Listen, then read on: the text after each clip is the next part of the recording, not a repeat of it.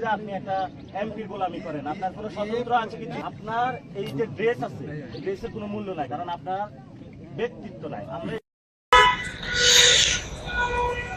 শুনলেন তো নাসির উদ্দিন পাটোয়ারি কি বলছে, কথাটা আসলে বাস্তব। আসলে নাসির উদ্দিন পাটোয়ারি যে কথাটা বলে আসলে এটা বাস্তব। আসলে এইসব কথা সবাই বলতে পারে না, আর এইসব কথা বলতে হইলে অবশ্যই কলিজা লাগে, সাহস লাগে, এবং কি সত্যবাদী হতে হবে। সত্যবাদী মানুষটাই এসব কথা বলতে পারে। এছাড়া সত্যবাদী ছাড়া মিথ্যাবাদী কখনোই এত সাহস করে এসব কথা বলতে পারবে না। যে দেখেন আপনি পুলিশটারে যে কথাটা বলছে, এই কথাটা দেখেন, উনি যদি সত্যবাদী পুলিশ হইতো, বা উনি যদি কোনো সামসামি না করতো, বা কোনো দালালি না করতো, না কোনো দলীয় পক্ষ না টানতো, তাহলে কিন্তু এটা ওনার গায়ে লাগতো। আসলে এটা ওনার গায়ে লাগবে না, কারণ এটা উনি হচ্ছে পা চাটা দালাল। পা চাটা দালালের কখনোই সত্যবাদী কথা আর কানে ঢুকবে না, ঢুকে না, আর ঢুকবেও না। এটাই বাস্তব, এটাই সত্য। এখন দেখেন, চিন্তা করে দেখেন, আপনি আজ থেকে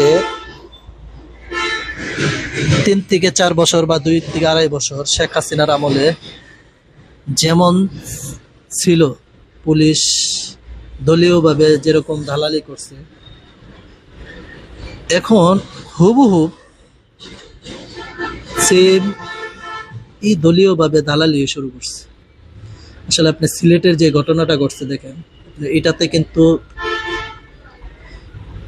এটাই বোঝা যায় আসলে এখন পুলিশ দলীয়ভাবে দালালি শুরু করে দিছে।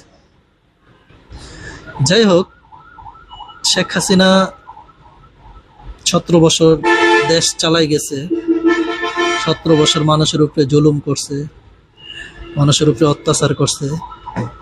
যেই জায়গায় শেখ হাসিনার মতন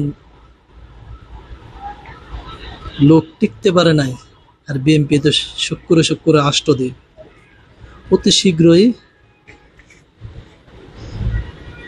ক্ষমতা ছাড়তে হবে।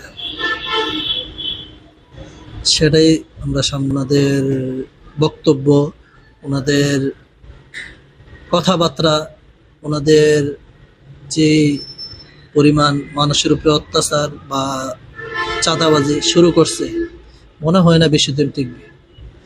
যাই হোক, ক্ষমতায় আসছে, দোয়া করি যেন সুস্থভাবে এবং কি ভালোভাবে দেশ চালায়, সেটাই আশা করি আমরা। ধন্যবাদ, ভালো থাকবেন।